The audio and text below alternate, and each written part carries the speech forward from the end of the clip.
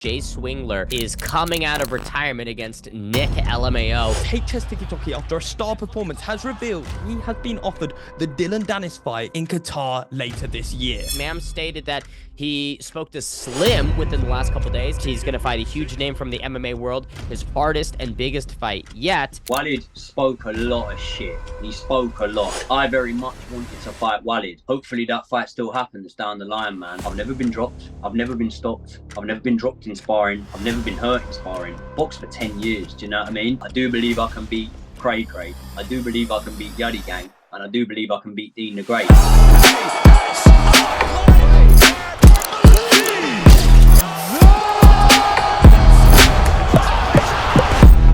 Hello and welcome back to Misfits News. I'm your host, as always, Ben the Bane Davis. And man, we are coming off the heels of the first pay-per-view of the year. Some say one of the best X series of all time. But before we get into it, first, I got to chat with you, BL. BL, how are you? And it's good to see you back. And as you say, back-to-back events. It feels like Misfits is back in full force. And today we have a full-packed episode for you all. We will be going over the latest developments, whether Danny Simpson really had any boxing experience. Man's had some exciting upcoming fights announcements. And to finish the episode off, we're hearing from one of the tournament prospects, Joey Knight. I love it. Well, let's kick it off with the Misfits and Zone X Series 17. What a card it was. Danny Aaron's, Danny Simpson in the main event. But like you mentioned, BL, a little bit of controversy. There's a video that's come to light of Danny Simpson hitting the pads way back in 2019. And while he doesn't look like Canelo Alvarez or Terrence Crawford, BL, I'd say he does look like he has a good amount of experience under his belt. When that bell rang and I saw Danny Simpson in that ring, I was really shocked and surprised with the level he was showing and the power he had. For me, I started to ask questions. Has this guy really started boxing only 4 or 5 weeks ago? And if so, he might be a real talent. That's when we had to do a bit of digging, and it comes and surfaces that he has done some boxing in 2019. Now, I'm not saying he was boxing week in, week out, doing the spars. However, has he got some experience?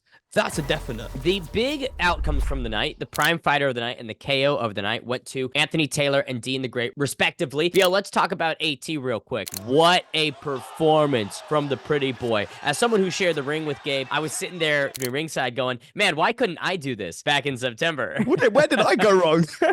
I know, yeah, I know. Camp with Anthony Taylor, put on the pounds, and you got that rematch around the corner for you, Ben. But I tell you something, this revamped Anthony Taylor, I love it. The attitude is right. He is on this knockout force power that he's getting through absolutely everyone. Now, I thought that fight was going to go to decision, and then it could have gone either way. But the fact he stopped Gabe Silver in the manner he did, surely he's an upcoming superstar now. And didn't take much damage. Gabe landed a couple nice shots, but AT pretty much had his way from the beginning bell. And he asked for guys like Floyd Mayweather. He asked for guys like Darren Till. Why not give it to him? I think Darren Till and Anthony Taylor makes a lot of sense. I really would not hate that. But the other award from the night went to Dean the Great. What a monumental comeback. He had a little bit of adversity, BL. I'd say the hardest fight in his crossover career, but he stopped the Dublin, Ireland native in his backyard with a thunderous, just full right hand. Dean the Great, every time he's in the ring, he seems to surprise us all. Now, I thought this was going to be a walk in the park for him. However, as you say, at start of the fight really started to look a little bit shaky. But Dean the Great, again, warmed into that fight. And when he started doing those pull rights that he did in those earlier fights with...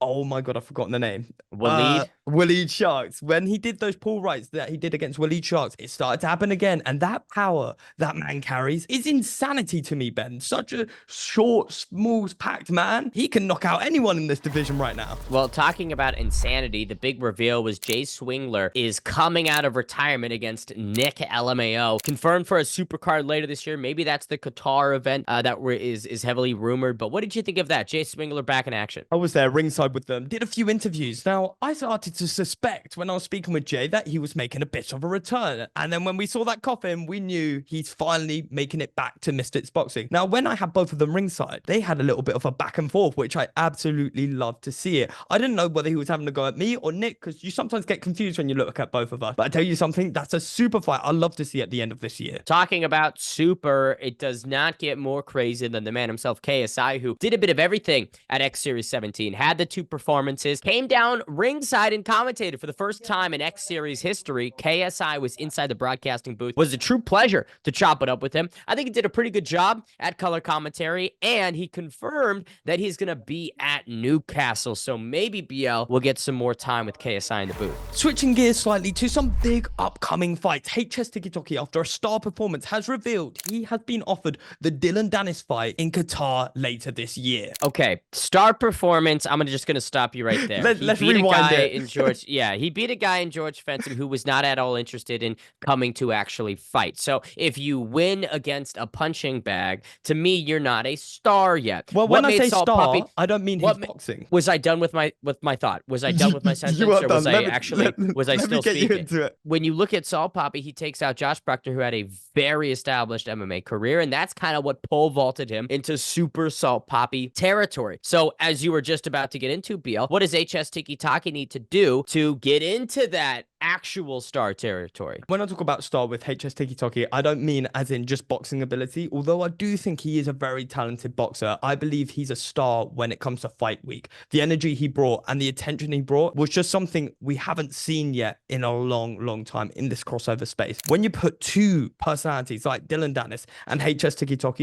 I think that's a match made in heaven, especially when leading up to that fight. I agree. I'd be interested in seeing it. I know that they've been trying to get Danis back on some of these cards, but for whatever reason, he is not locked in for anything because I think he wants to do an MMA fight, which I'm not sure HS Tiki-Taki would be interested in. Yeah, I don't see HS TikTok doing an MMA fight anytime soon, especially if DILLON-DANIS is putting him in a reverse chokehold. I would just love to see the boxing fight. Let's just see the boxing fight and then maybe rematch it in the MMA ring. Well, talking about the boxing, one of the stars in the scene is apparently confirmed for something big. Mam stated that he spoke to Slim within the last couple days, and we are locked. He's going to fight a huge name from the MMA world, his hardest and biggest fight yet. Now, this will be a test. So, Bill, who are some of the names that you think or that would come to mind off of that tweet? When I hear that tweet, I'm thinking of names like Anderson Silva, Darren Till, people that have been active in the space already. However, I was a little bit thrown off when Mams tweeted there's a big difference. Age and weight appropriate, even plus fair fights. Now, Ben, when you hear that, who do you think it possibly could be? I think that weight appropriate Anthony Pettis to me makes the most sense. I know Anthony, and he is interested in this boxing world. It's a very lucrative sort of vein for him to be in. Now, the age, though, is where things get different because Slim Albahur is, I believe, 30, 31. Anthony Pettis is 37, so there's a bit of a disparity, but as a former undisputed UFC champion that you'd be getting in there with, you got Anthony Pettis, who has had a pretty okay run in the boxing realm the last year, 2 years. So I think it would make a lot of sense. I know Anthony is interested in competing in boxing, and maybe that's the one. We have a huge fight week in Newcastle that is rapidly coming up, so it only makes sense for us to bring in one of the interim lightweight tournament favorites that's appearing on it. It's Joey Knight. Welcome back to Misfits News. Now, I'm joined here with my personal favorite to win the tournament as of right now, Joey Knight. Your fight's just been announced. Newcastle, talk me through. How are you feeling? Listen, I'm buzzing to be fighting in Newcastle, man. Like, I'm not just saying it because I've got friends from Newcastle, obviously Brian and Loza, who I do the pain game with as well, both up there. But I went to Newcastle many moons ago now in my younger years, and I used to fucking love it up there, mate. The Geordies are a different breed. They're very good people, very welcoming, but most importantly, very fun to go out and have a drink with. So I'm looking forward to it, man. We get the fight done, and then we're gonna get you on the beers like we did last time. I was just gonna say, whenever I hear beers and Joey Knight, I already go back to the memories. I will never be able to get rid of that memory. But I do want to talk about something. You said True Geordie. Is True Geordie going to be at this event? Are we going to expect to see him possibly around your corner lurking? He'll be there, mate. He'll be there. We got some plans in store. I can't give anything away just yet, but listen, he'll be there, man. He'll be there. Trust me. We've got some good stuff up our sleeve. Now let's talk about your opponent. Obviously, to me, it was a surprise because originally Lil Cray Cray was not going to be the opponent. Then he re-entered the tournament after losing against Yuddy Gang, and he's back in. He's back in the race. So what do you make of this whole change-up? It's annoying, to be honest, like, because my sights weren't really set on Little Cray Cray. Do you know what I mean? I very much wanted to fight Walid. hopefully that fight still happens down the line, man. Listen, Walid spoke a lot of shit. He spoke a lot, and he spoke a lot more than someone with the amount of brain cells that Walid has should be speaking. But at the same time as that, one thing I don't do, unlike a lot of people out there, is I don't kick a man when he's down. So I'm not going to go in on Walid right now. He's on the sidelines at the moment. He'll probably come back at some point. But when he does come back, I'm always open to that fight, man. I'm always open to that. So that's what I was hoping for. I think it's a stacked division, really, isn't it? Like, you're saying that you believe on the favourite here. Obviously, Ben said that same thing earlier. I get a good response off the internet and stuff like that. But at the same time, as much as I'd like to sit here and sort of puff my chest out and massage my own ego, everyone's good. Everyone's good in this division. You got Ace, you got obviously Dean's the champion. Yuddy Gang, like, one thing with Yuddy Gang is me and him have had our back and forth, but I've never ever said that he wasn't a good boxer. I've always believed he is a very, very good boxer, lots of experience. So regardless of the tournament, we're all going to fight each other anyway if we're up for it, aren't we? So we might as well get it on either way. I love to hear it. And as you say, this is the most stacked division in my opinion, and the level is really starting to increase. Now, I want to break down your opponent here. Lil Cray Cray had a weird fight with Yuddy Gang the first time round because it was cut 3 rounds in, and that was cancelled. That was the first of its kind.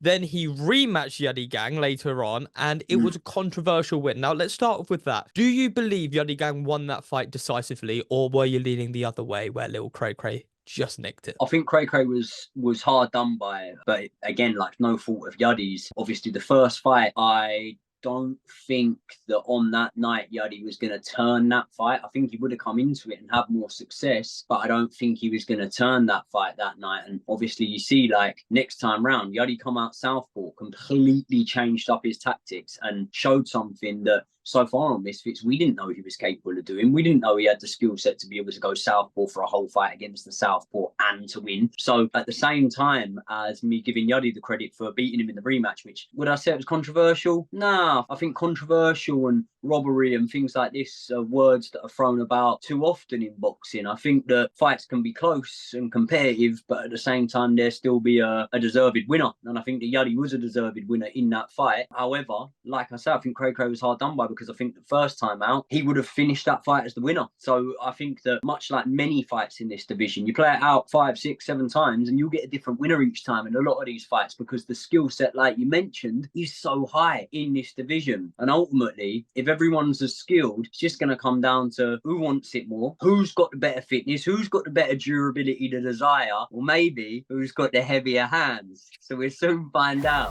One person that had your name in their mouth consistently, and I remember being there in London. He was relentless. Argentinian King. He said he was going to meet you in the semi-finals. That did not happen. What did you make of his performance, and what was your reflection upon that whole saga? The Argentinian King. You know what, yeah?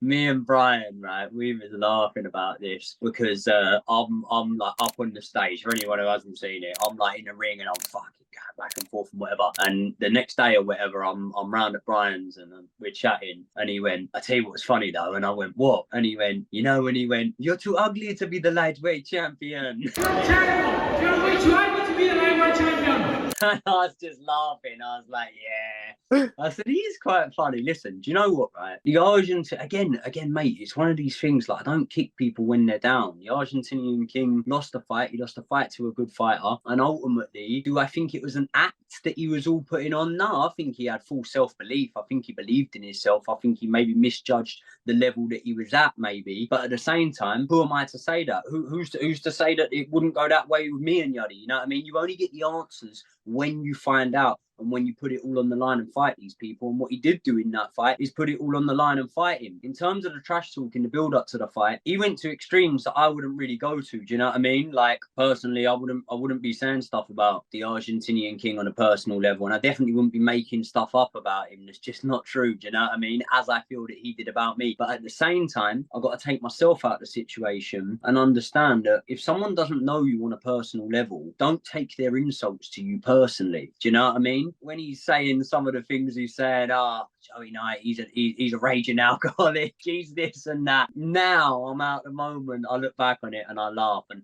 one thing I'll give him credit for is I think that he definitely, in the space of one fight pretty much with Puli Arif, and then definitely the second fight with Yadi Gang, he generated a lot of headlines, a lot of hype, and a lot of interest in himself. And ultimately, this is influencer boxing. So the level needs to be there. The level of boxing needs to be there, which, as I say, including the Argentinian King, everyone in the lightweight tournament, everyone in the lightweight division is of a good level. But just so much as the level of boxing needs to be there to keep people entertained, the entertainment factor needs to be there. And I do think that the Argentinian King has that entertainment factor. So I'd like to see him come back. I'd like to see him fight again on Misfits. And listen, I'm still open to it. Maybe that's a fight that happens with me and him somewhere down the line. I wouldn't turn my nose up at it as I never did. Do you know what I mean? So listen, good luck to him. Good luck to him. Fair play to the Argentinian King. He did give it his all, and I know he really did try on that fight, and I think he did spectacularly well, considering all things considering, and a lot of people were doubting him. So we've moved our way all through everyone there. Let's focus back onto Lil Cray Cray. You said he's a southpaw, he's a difficult fighter, he's a tricky fighter. He seems to be the one that's causing everyone the issues. How are you preparing for someone like that?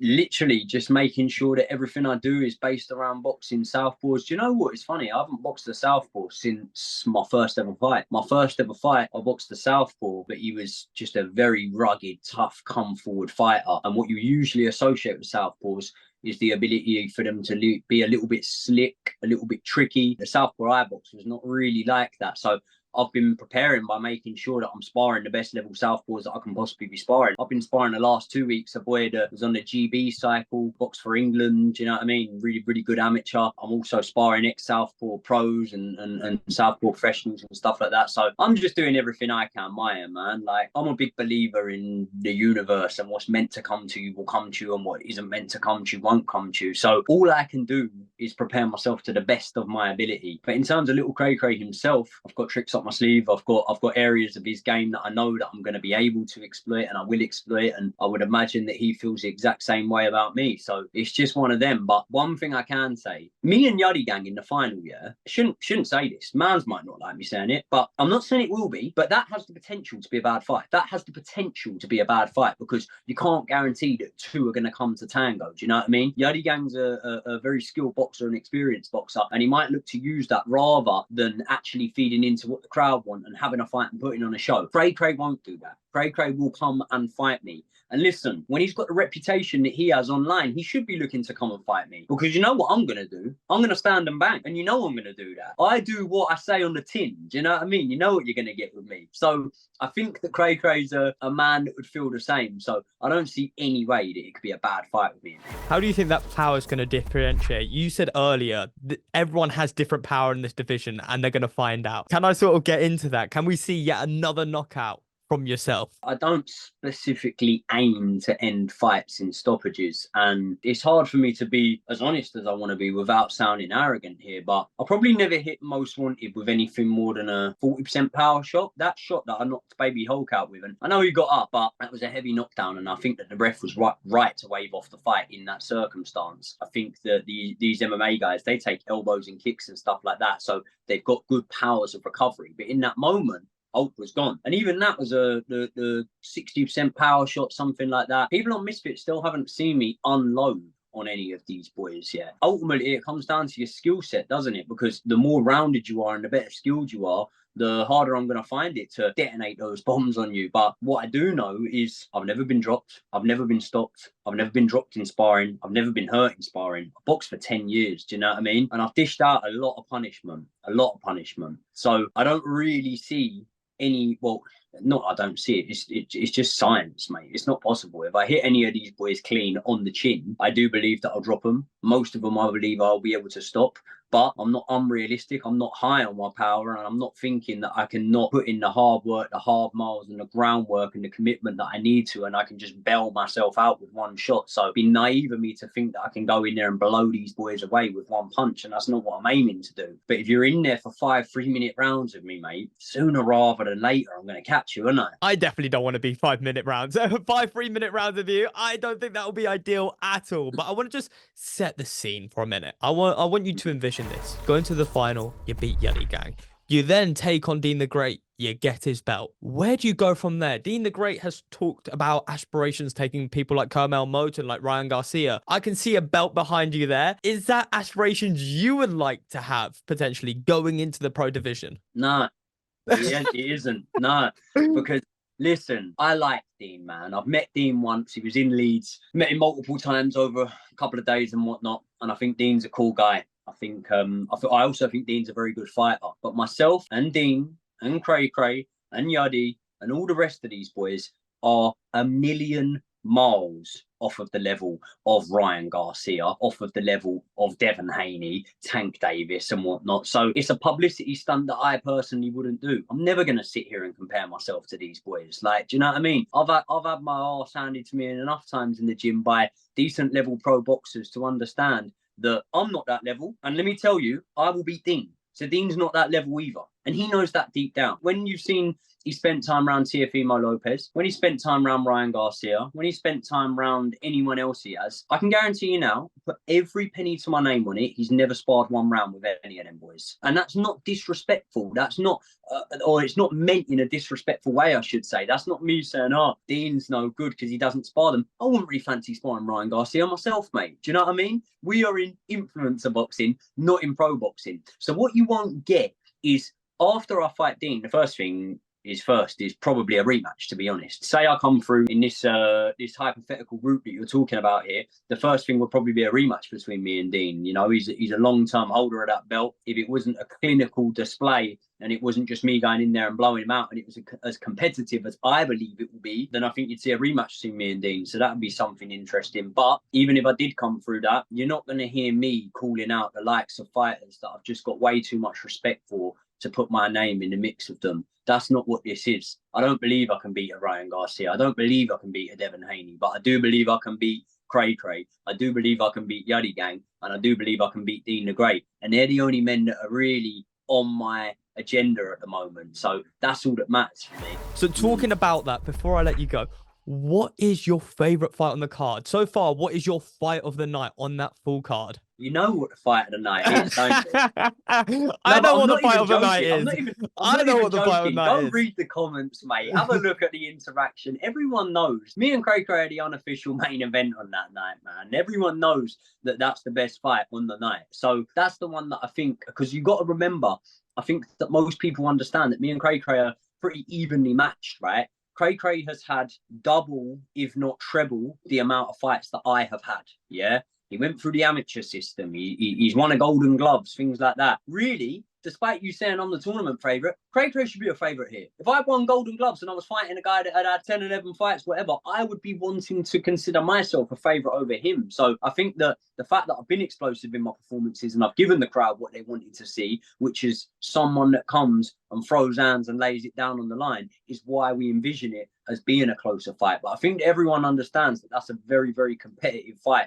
on the night. So for me, I sort of half feel like I'm the unofficial main event on the night. But to have a look on that card and to sort of delve into it, I'm always excited to see Elle Brooke fight because I think she's a very, very good fighter. And I think she's got a very good training team around her. And I've obviously heard that she sparred the likes of Ebony Bridges and other pros and things like that. So I always think that even in this influencer scene, the boxers that are going to fare best and progress best are the ones that really put themselves into that sort of professional setup, sparring good pros, sparring good amateurs and diving deep into it, which is what I know that she does. So I'm excited to see her in the main event. I think she'll put on a good performance. So the last thing I have for you, Joey Knight, to sign off of Misfits News, can I get you to give any last words, any exclusive to the fans sitting at home, eagerly waiting to see you getting back into that ring? Listen, it's been a long time. It's been a long time coming. And I know to a lot of the fans that are messaging me and are inboxing me and sending their well wishes, which I really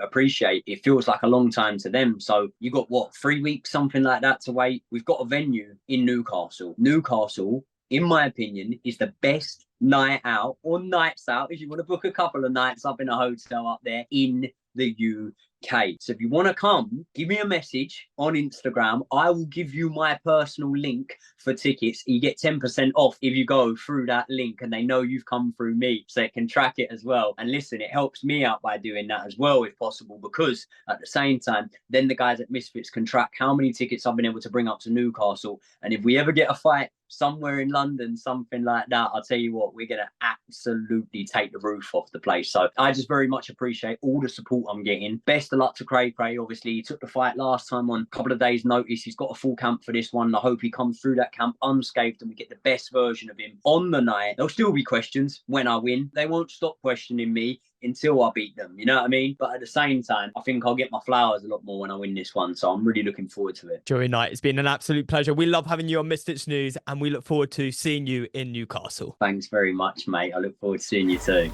What an episode of Misfits News. We're always bringing you the latest and greatest updates. We have X Series 18 rapidly approaching, so make sure you stay tuned live on DAZN. As always, I've been your host, Ben the Bane Davis, joined by my co-host, BL, and we will see you in Newcastle.